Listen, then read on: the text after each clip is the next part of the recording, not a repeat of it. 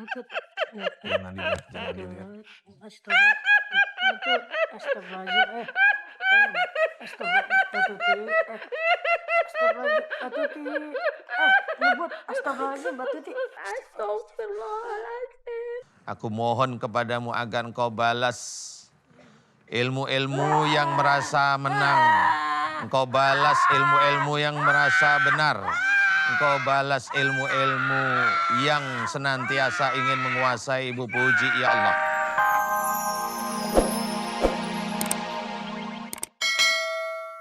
Kalau saya boleh berbicara tentang tema kita, tentang alam gaib dalam Islam. Ya. Sesungguhnya apakah ada golongan-golongan tertentu atau mungkin ada penjabaran, pembagiannya dari alam gaib tersebut, Pak Ustadz? Ada, memang alam gaib itu insya Allah dibagi dua. Yang satu gaib idafi, yang satu lagi hakiki. Kalau gaib idafi itu gaib yang masih bisa kita pegang, kita bisa melakukan atau kita bisa interaksi. Gaib idafi itu biasanya adalah jin, ilmu pengetahuan itu juga gaib. Idafi dulu zaman dulu sekali para sebelum Rasul Muhammad itu kan ada bintang, kemudian ada planet-planet yang lain itu gaib juga bagi mereka zaman dulu. Tetapi zaman sekarang itu sudah tidak menjadi gaib. Nah, di sini yang harus kita ketahui adalah yang sering kita ketahui bahwa gaib-gaib yang bisa dilihat oleh siapapun orang ya, baik orang Indonesia atau orang luar negeri, baik yang muslim atau yang non muslim itu gaib itu ya kalau saya namakan jin. Tidak melangkah ke arah setan, jin. Seperti contoh umpamanya genderuwo, kuntilanak, tuyul, kemudian santet itu jin semua yang digunain. Nah, kemudian yang gaib hakiki ini memang beda, tidak disamakan, tidak bisa sama dengan idafi. Jadi hakiki ini adalah gaib yang nanti akan ketemunya nanti. Contoh umpamanya Allah itu gaib hakiki, kita tidak bisa menyentuh. Kemudian malaikat itu gaib hakiki, kita tidak akan pernah ketemu. Jadi kalau ada seorang bisa ketemu malaikat itu bohong. Ya itu udah bohong, siapapun orangnya. Dia orang dukun atau dia orang kiai, kalau dia bilang ketemu malaikat itu bohong sudah. Tapi kalau misalkan berbicara tentang seberapa dekat alam manusia dengan alam gaib, apakah ada penjabarannya Pak Ustadz? Dekat, semuanya sangat dekat. Jadi jin itu dengan manusia dekat, Allah dengan manusia muslim dekat.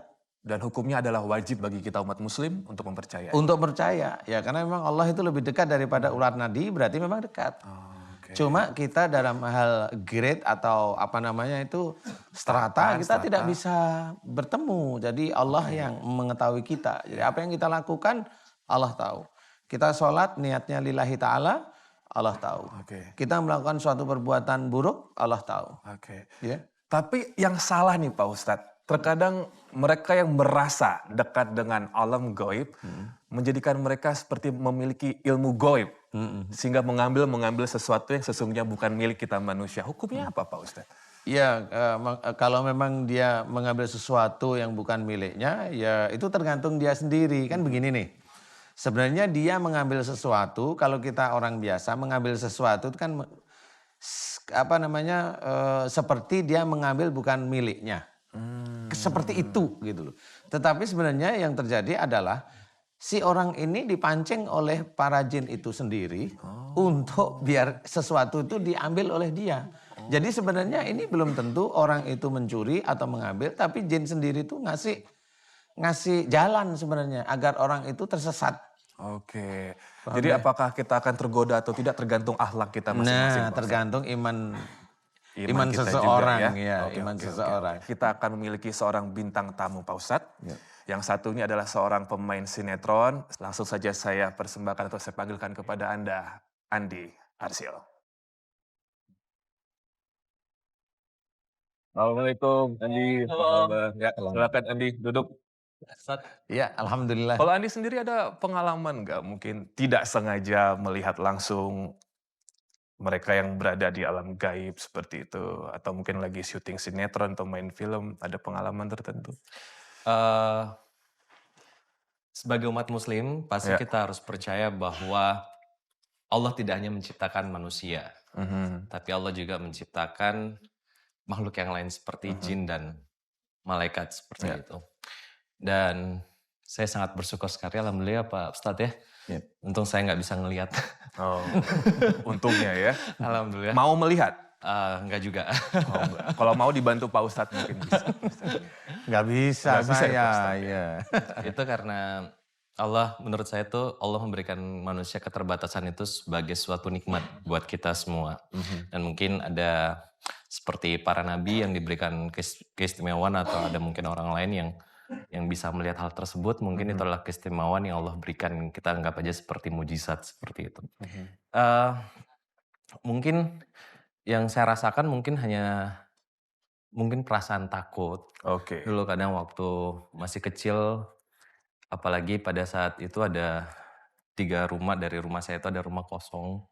Seperti itu, jadi setiap pulang malam habis ngaji Ya. di TPA, itu kadang-kadang enggak tahu nih, yang pasti ada ya, yang pasti kita harus yakin bahwa itu ada. Tapi nggak bisa ngelihat dan anak kecil pasti dengan suasana yang gelap, Takut rumah jadinya, kosong gitu. Terbawa suasana. Ya terbawa suasana, apalagi kalau kadang-kadang ada ngelihat seekor kucing yang lewat dengan matanya seperti itu. Jadi ya itu pasti takut ya, itu pasti seperti itu aja sih. Kalau anak kecil sudah bisa melihat makhluk, itu berarti ada ilmu dari Turunan. leluhurnya. Itu masuk.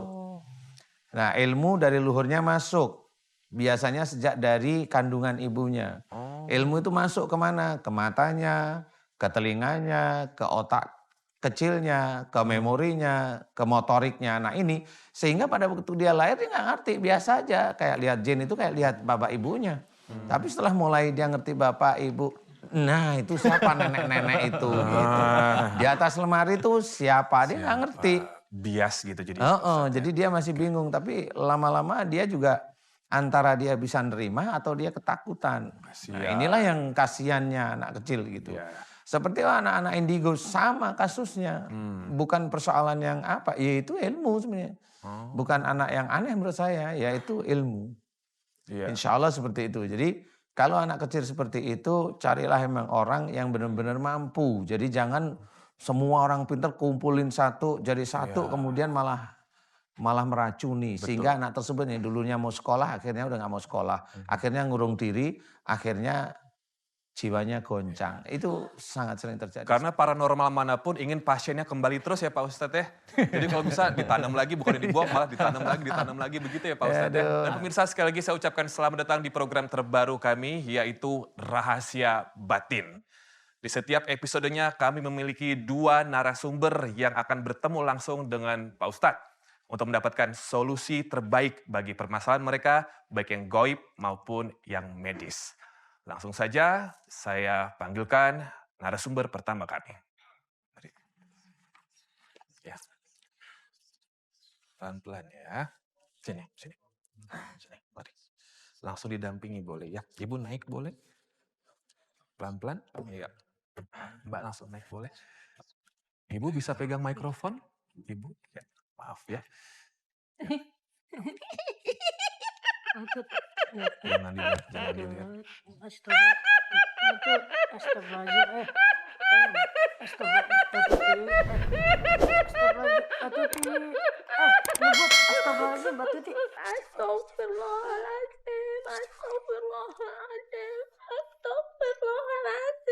Jangan disebut nama saya, Mas Robi. Istighfar ibu, astagfirullahaladzim. Ayo, yuk digerakin bibirnya, yuk dilawan. Yuk istighfar, astagfirullahaladzim. Dilawan. Mbak Tuti, astagfirullah. Mbak Tuti. Dilawan.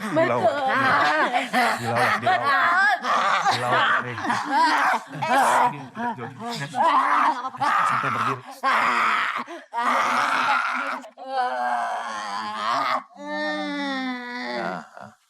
Gak usah dipaksa ya.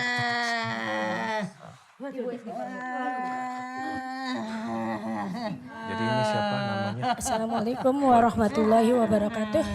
Saya Assalamualaikum dengan Bu Sri warahmatullahi. Indrawati.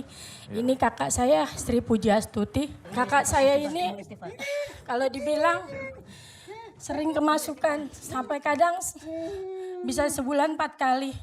Itu setiap dari kecil ya, dia kerasukannya dari SD saya kelas 1.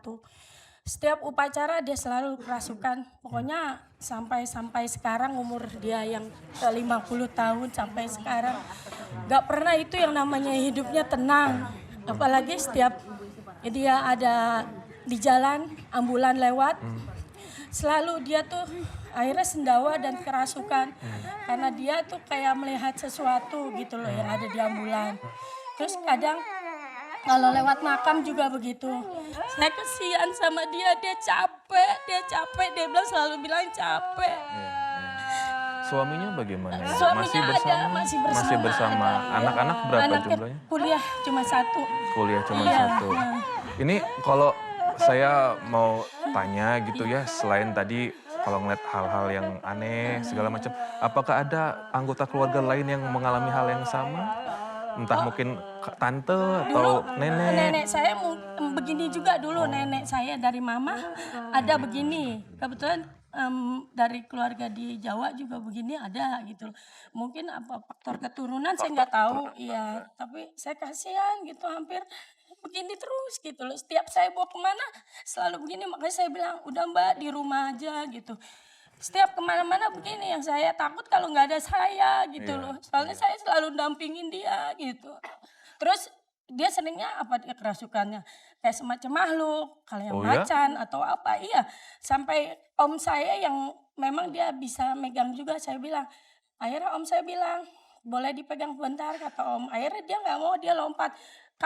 Om saya itu ditunggangin di atasnya. Bajunya dirobek-robek, palanya ditarik kayak saya tadi, saya ditarik. Udah, pokoknya om saya luka aja kalau dia udah. Makanya saya bilang, kesian badannya capek. Di dalam tubuhnya banyak sekali ilmu-ilmu dari orang tua sebelum Ibu puji, ya Allah. Yang menyatu dengan tubuhnya, yang menguasai matanya, menguasai otaknya, telinganya, otak kecilnya, motoriknya, dan seluruh tubuhnya. Ya Allah, aku memohon kepadamu ya Allah. Dan di dalam tubuhnya banyak sekali pengobatan-pengobatan dan penyembuhan-penyembuhan yang tidak sesuai dengan syariat Islam ya Allah. Aku mohon kepadamu ya Allah, jika ilmu dari orang tua sebelum Ibu puji yang masuk pada waktu Ibu puji ada di dalam kandungan ibundanya. Aku mohon kepadamu jika ilmu-ilmu dari orang tua sebelum Ibu puji tidak sesuai dengan syariat Islam, tidak sesuai dengan Al-Quran sebagai petunjuk, tidak sesuai dengan sunnah Rasulullah Muhammad sallallahu alaihi wasallam. Jika ilmu-ilmu dari orang tua sebelum Ibu puji adalah musyrik ya Allah, dan yang sudah menyatu di dalam tubuhnya Ibu puji musyrik ya Allah, aku mohon kepadamu ya Allah. Aku mohon kepadamu ya Allah, agar Engkau keluarkan seluruh ilmu-ilmu musyrik yang ada di dalam tubuh Ibu puji ya Allah. Engkau keluarkan seluruh ilmu-ilmu musyrik yang ada dalam tubuh Ibu puji ya Allah. Lapis demi lapis ilmu yang sudah menyatu dengan tubuhnya Ibu puji, aku mohon agar Engkau keluarkan ya Allah. Dan jika di dalam tubuh Ibu puji masih ada ilmu-ilmu yang dia terlalu galak, terlalu ganas, yang senantiasa menguasai Ibu puji, aku mohon kepadamu agar Engkau balas ilmu-ilmu yang merasa menang. Engkau balas ilmu-ilmu yang merasa benar. Engkau balas ilmu-ilmu yang senantiasa ingin menguasai Ibu puji ya Allah. Aku mohon kepadamu ya Allah, keluarkanlah seluruh ilmu-ilmu dari orang tua sebelum Ibu puji ya Allah. Keluarkan seluruh ilmu-ilmu dari dalam tubuh Ibu puji ya Allah, amin. Dan aku mohon kepadamu ya Allah, semua pengobatan dan penyembuhan musyrik yang ada di dalam tubuh Ibu puji, sejak Ibu puji kecil hingga dewasanya Ibu puji, aku mohon agar Engkau keluarkan seluruh penyembuhan-penyembuhan musyrik yang ada di dalam tubuh Ibu puji ya Allah. Keluarkan ya Allah seluruh penyembuhan-penyembuhan musyrik yang ada dalam tubuh Ibu puji ya Allah, amin. Ya Allah, aku mohon kepadamu, hamba-Mu Ibu puji ingin sehat ya Allah. Izinkan tidak ada makhluk di muka bumi ini yang bisa menguasai tubuh seseorang kecuali atas izin-Mu ya Allah. Jika di dalam tubuh Ibu Puji masih ada ilmu yang memang ingin menguasainya, aku tidak ridho ya Allah. Aku tidak ridho ya Allah. Dan semua ilmu-ilmu yang merasa dia menang di dalam tubuh Ibu Puji, balaslah sesuai dengan apa yang dia lakukan pada Ibu Puji ya Allah. Amin. Subhanallah walhamdulillah wa la ilaha illallah wallahu akbar. Wala haula wala quwata illa billahil alil adim. Subhanallah walhamdulillah wa la ilaha illallah wallahu akbar. Wala haula wala quwata illa billahil alil adim. Subhanallah walhamdulillah wa la ilaha illallah wallahu akbar. Wala haula wala quwata illa billahil alil adim. Subhanallah walhamdulillah wa la ilaha illallah wallahu akbar. Wala haula wala quwata illa billahil alil adim. Subhanallah walhamdulillah wa la ilaha illallah wallahu akbar. Wala haula wala quwata illa billahil alil adim. Subhanallah walhamdulillah wa la ilaha illallah wallahu akbar. Wala haula wala quwata illa billahil alil adim. Subhanallah walhamdulillah wa la ilaha illallah wallahu akbar. Wala haula wala quwata illa billahil alil adim. Ya Allah, aku mohon kepadamu, jika di dalam tubuh Ibu Puji banyak sekali ilmu dari orang tua sebelum Ibu Puji. Jika seluruh ilmu yang ada dalam tubuh Ibu Puji dari orang tua sebelum Ibu Puji tersebut musyrik, ya Allah, ampuni dosa musyrik orang tua sebelum Ibu Puji. Ini sebenarnya doanya itu, nanti kalau Ibu Puji itu sadar, doanya itu cuma hanya dua. Yang satu istighfar, yang satu hanya muji Allah. Muji Allah itu hanya subhanallah walhamdulillah wa la ilaha illallah wallahu akbar. Nah, ya seperti itu sampai selesai. Nanti itu yang di dalam itu akan keluar sendiri, Bu. Hanya itu aja. Jadi kalau ditambahin, dibaca-bacain, malah masuk nanti. Ada yang masuk lagi, semakin dibacain masuk lagi, campur aduk lagi, nggak selesai-selesai. Jadi dengan adanya tadi udah mulai keluar, ya insya Allah nanti tinggal ditunggu waktunya. Nanti pada waktu memang Allah mengizinkan yang keluar banyak, mulai yang biasa kesurupan mulai menurun. Intensitasnya insya Allah menurun. Nanti kalau saya amati dari di tubuhnya yang begitu banyak makhluk itu biasanya sampai 3-4 tahun baru kelar istilahnya. Tapi intensitasnya insya Allah mulai menurun gitu. Insya Allah seperti itu. Gak bisa langsung karena saking banyaknya ya itu. Berarti insya Allah dengan obat yang dibawa pulang amalan tadi itu bisa pelan-pelan mengusir ya Insya Pak Allah Ustadz? iya. Insya Allah iya. Ustadz, amin amin. Alhamdulillah Pak Ustadz iya. Ya udah enakan. Oh udah sempat enakan. Udah enakan. Oh gitu, alhamdulillah. Biasanya dia kalau ada Maaf. ambulan, Pakai mic coba. Biasanya kalau dia ada ambulan, dia selalu begitu. Sendawa itu tidak berhenti. Sendawa tidak seperti kita sendawa habis makan. Sendawanya dia luar biasa suaranya. Dan mungkin dia sudah malu dengan begitu gitu loh. Dia malu setiap sendawa. Alhamdulillah kemarin setelah ketemu Pak Ustadz, kata dia enakan. Oh Jadi alhamdulillah. dia ambulan tuh kalau lewat udah nggak sendawa segitu Oh gitu loh. gitu. Dan Ya, memang masih alhamdulillah. melihat kata dia ada, ya katanya sih yang di ambulan itu kadang ada yang nangis, ada yang apa gitu. Jadi dia capek gitu Pak Ustadz. Tapi alhamdulillah Pak Ustadz. Sudah mulai kemarin ada setelah perkembangan Pak Ustadz bagus? Oh, kemarin alhamdulillah. ada perubahan, dia bilang alhamdulillah. Iya. Cuma kata dia ini agak tangannya yang agak berat ini. Kayak ditibanin gitu dia bilang. Itu kenapa ambulan ya? Dia jadi setiap ada ambulan lewat, misal saya kan lagi pergi jalan gitu loh, tiba-tiba ada ambulan di sebelah dia, langsung itu dia sendawa sebesar-besarnya nggak sekali, nggak berhenti. Dan itu akhirnya dia langsung kemasukan. Jadi saya sering banget. Pernah ada traumakah dengan mobil ambulans atau mungkin ada kerabat tercinta yang Tidak. tidak ada ya? Andi ada pertanyaan Gandhi? Ada komentar mungkin? Ya, saya setuju dengan Pak Ustadz bahwa Islam mengajarkan kita bahwa semua penyakit itu berasal dari hati. Hati yang kosong, yang paling baik adalah kita selalu mengingat Allah. Itu adalah salah satu cara yang terbaik dengan zikir. Alhamdulillah dia Zikir ringan, Ketika sholat pun bisa anfal seperti itu ya, tiba-tiba langsung bisa kayak kejadian kesurupan seperti gitu. itu. Iya. Pak Itu Ustadz, bisa menyakiti diri kalau sendiri itu loh Pak tadi Ustadz itu. yang terjadi tergolong kesurupan kah atau apa sih Pak Ustadz? Karena saya belum pernah melihat sedahsyat tadi itu.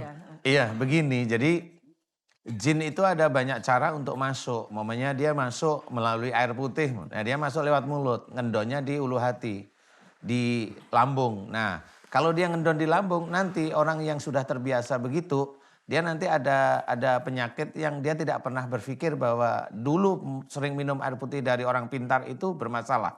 Sehingga bisa sesak. Dia sesak terus. Nah, sesak ini nanti lama-lama kan sesak, nggak bisa napas, oksigen kurang, jin itu naik nanti ke kepala. Nanti ke kepala dia nyebar ke arah telinga, ke arah mata, ke arah otak kecil. Dia sering sesak kalau udah begitu. Iya, makanya di situ jin itu pinter sebenarnya, cara penyebaran pinter. Jadi kalau sudah menguasai telinga, menguasai mata sama otak kecil, sekali getaran dari jin itu zek gitu, udah dia pasti pingsan. Jadi kayak orang kepukul. Seperti pingsan yang tadi ya Pak Ustadz. Iya, seperti tadi. Jadi orang harus paham. Jadi orang kesurupan itu tidak, ini kesurupan apa? Kalau dilihat, ini kesurupan ilmu, bukan kesurupan ketempelan. Jadi beda. Selama ini orang kan tidak tahu kesurupannya apa. kita nggak tahu ya. Kesurupan Aku itu taunya kan, kesurupan tuh ketempelan iya, jin ketempelan. atau apa. Iya. Ternyata kalau ini lebih ke Ini ilmu, lebih yang keren mendarah lagi. daging gitu. Lebih keren lagi. Lebih keren lagi. Lebih keren lagi. Dan Kesurupan ada ini siapapun keren-kerennya ya? orangnya nggak akan bisa. Dia nggak ngerti ini kesurupan ilmu. Nah ini ketahuan, ini kesurupan ilmu. Nah ilmunya harus keluarin. Nah ilmu di dalam ini terkunci oleh pengobatan. Terkunci oleh amalan-amalan lain yang mengunci. Nah ini harus dikeluarkan sebenarnya. Nah setelah ini dikeluarkan baru nanti ilmu-ilmu keluarga itu baru dikeluarkan. Nah insya Allah kalau udah itu mulai nanti ada bersih. Nggak akan kemana-mana. Insya Allah seperti itu. Amin Pak Ustadz. Sama-sama Ibu. Makasih banyak Pak Ustadz ya. Nanti Ibu Iya, amalan yang tadi kata Pak Ustadz, kalau bisa dilamalkan di rumah dan kalau bisa berhenti menemui yang kira-kira bisa malah menimbulkan maksiat yang lebih lagi Pak Ustadz ya. Yang jelas musyrik itu. Itu musyrik gitu Musyrik, jadinya ya, musyrik. Jadi kalau bisa berhenti karena kita nggak tahu niat orang apakah baik atau tidak, malah menanamkan yang tidak baik ya. Jadi amalan tadi cukup ya Pak Ustadz? di Cukup, rumah ya? insya Allah cukup sekali itu. Semoga mbaknya cepat sembuh. Ibu sabar-sabar panjang umur ya. Insya Allah Pak Ustadz, anak saya bersembuh ya Pak Sama, Ustadz. amin, insya Allah, amin Ibu. Ya, pemirsa kami akan kembali setelah yang satu ini masih di Rahasia Batin dan kita akan bertemu dengan narasumber yang kedua kita dengan permasalahan berbeda. Jangan kemana-mana. Ya, sabar ya. Jadi kemarin ini Mas Robi kita ada 5 tahun inilah usaha kita benar-benar jatuh dan kita habis gitu. Dan kita mau menagih utang ke orang rekan bisnis ini.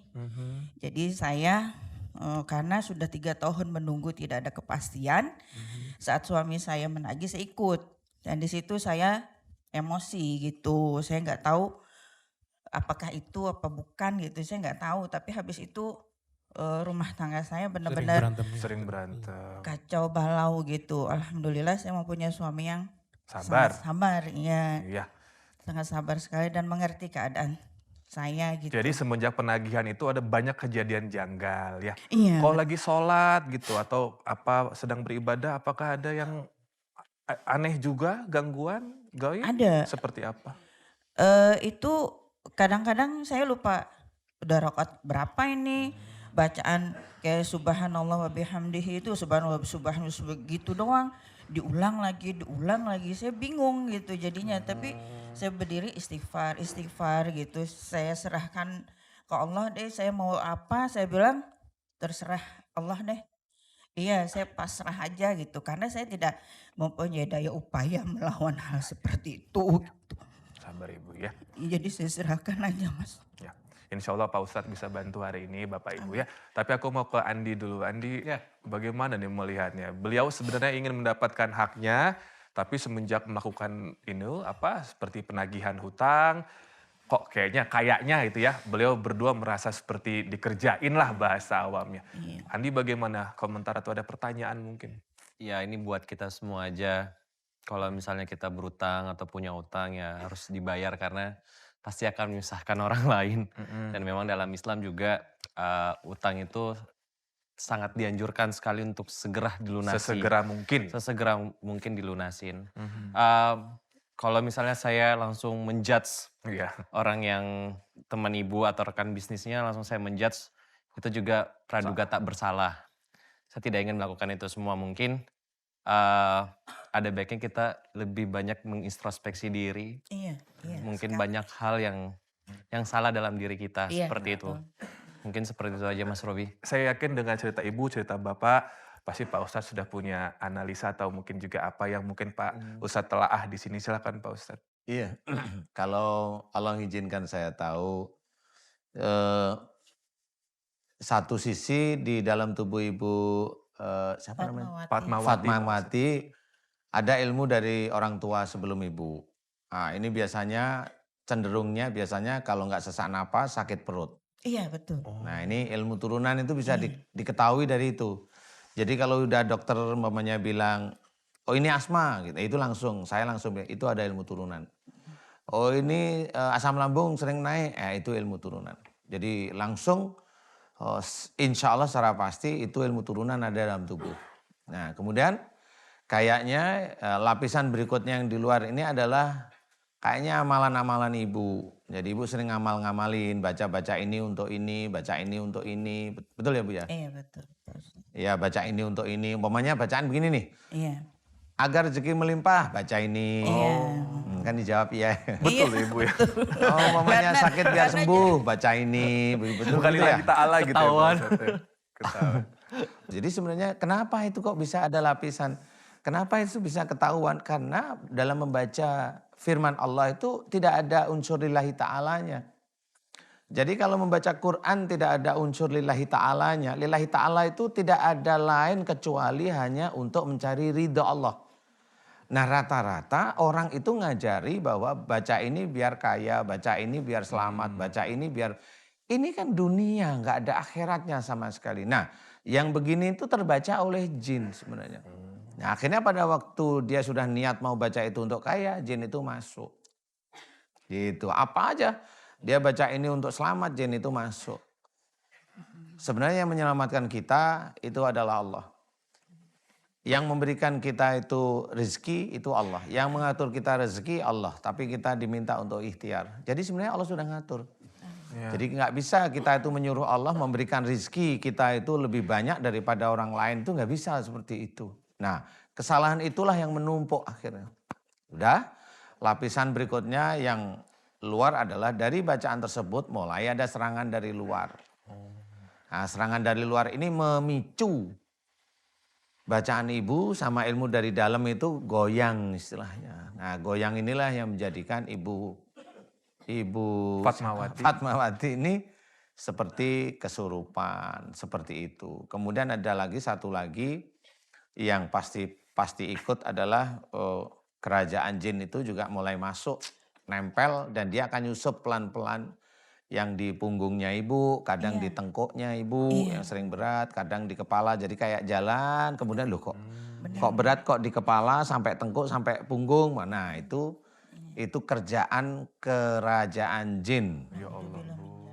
Pemirsa, jangankan ilmu hitam seperti pesugihan, bahkan doa-doa demi kekayaan pun bisa mengundang kerajaan jin merasuki tubuh kita. Kali ini Pak Ustadz akan mencoba untuk mendoakan Ibu Fatmawati agar bisa terlepas dari cengkraman jin-jin yang mengganggu Ibu, bahkan bisa melukai Bapak karena Ibu tidak sadar ya. Untuk itu Pak Ustadz, Robi persilakan. Ya, alhamdulillah. Saya bantu doa Ibu Fatmawati. Mohon mengaminkan doa saya ya. Ibu berkenan? Amin. Berkenan, Ustaz. Ibu berkenan ya? Iya, Pak Ustaz. Ya, mohon nanti Bapak juga Bapak juga ikut ngaminin ya. Mari aminkan doa saya Ibu. Mudah-mudahan doa kita dikabulkan Allah. Amin. Amin ya Rabbal Alamin. A'udzu billahi minasyaitonir rajim. Bismillahirrahmanirrahim. Alhamdulillahirabbil alamin. Allahumma sholli ala Muhammad wa ala ali Muhammad kama sholaita ala Ibrahim wa ala ali Ibrahim Wa barik ala Muhammad wa ala ali Muhammad kama barakta ala Ibrahim wa ala ali Ibrahim fil alamin innaka Hamidum Majid. Asyhadu an la ilaha illallah wa asyhadu anna Muhammadar Rasulullah. Ya Allah, iyyaka na'budu wa iyyaka nasta'in. Ya Allah, aku mohon kepadamu untuk saudaraku yang bernama Ibu Fatmawati yang ada di hadapanku ini, ya Allah. Aku memohon bahwasanya beberapa tahun belakang ini Ibu Fatmawati sering sekali kesurupan, ya Allah. Di mana di dalam tubuhnya Ibu Fatmawati banyak sekali ilmu-ilmu dari orang tua sebelum Ibu Fatmawati, ya Allah. Dan juga di dalam tubuh Ibu Fatmawati banyak amalan-amalan di mana Ibu Fatmawati membaca firman-firman dalam Quran tetapi niatnya bukan lillahi ta'ala, ya Allah, tetapi hanya untuk duniawi. Ya Allah, jika amalan-amalan tersebut salah di hadapanmu, ya Allah, sehingga banyak makhluk-makhluk yang tidak tampak mata manusia masuk ke dalam tubuh Ibu Fatmawati, ya Allah. Dan juga banyak sekali ilmu-ilmu sihir, teluh dan santet yang menyerang Ibu Fatmawati, ya Allah. Dari orang-orang yang berbuat zalim kepada Ibu Fatmawati. Dan juga dari kerajaan-kerajaan jin yang menyerang dan masuk ke dalam tubuh Ibu Fatmawati, ya Allah. Ya Allah, aku memohon kepadamu.